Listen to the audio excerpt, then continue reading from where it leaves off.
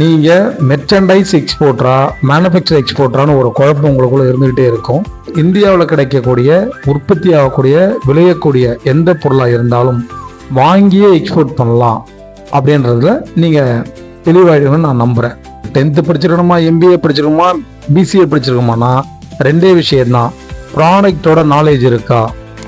நிச்சயமா டிகிரியோ diploma something ஏதோ ஒரு குவாலிஃபிகேஷன், பேசிக் குவாலிஃபிகேஷன் இருக்க தான் செய்கிறாங்க. அதனால் இது ஒரு விஷயமே இல்லை. அதுக்கு மேலே மெயில் கம்யூனிகேஷன் விஷயங்களில் எனக்கு மெயில் பண்ண தெரியும் சார், ஆனால் பதில் வந்தால் கேட்குறதுக்கு திரும்ப பதில் சொல்ல தெரியாது சார், அங்கேருந்து வர்ற மெயிலை படிக்க தெரியும், திரும்ப பதில் சொல்ல தெரியல சார், இந்த விஷயங்கள் இருக்கும்.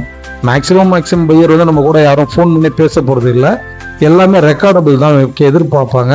அப்போது நீங்கள் ஒரு பொருளை வாங்கி எக்ஸ்போர்ட் பண்ணலாம். ஃபஸ்ட்டு. Second thing, ChatGPT. அடுத்தது பார்த்தீங்கன்னா வாட்ஸ்அப் இருக்குது, கூகுள் டிரான்ஸ்லேட் இருக்குது. இதிலெல்லாம் போட்டு உங்களுக்கு தெரிஞ்ச பிஸ்னஸ் நாலேஜை அஃபிஷியல் ப்ரொஃபஷனல் பாயிண்ட்டாக மாற்றி அதை கன்வெர்ட் பண்ணி நீங்கள் திரும்ப இங்கேருந்து பையர் கனெக்ட் பண்ணுறதுக்கு கூட தேவையான அடிப்படை கல்வி தகுதியே போதும் அப்படின்றது தான் இங்கே உண்மை. சரிங்களா? தொடர்ந்து பயணம் செய்வோம். நன்றி.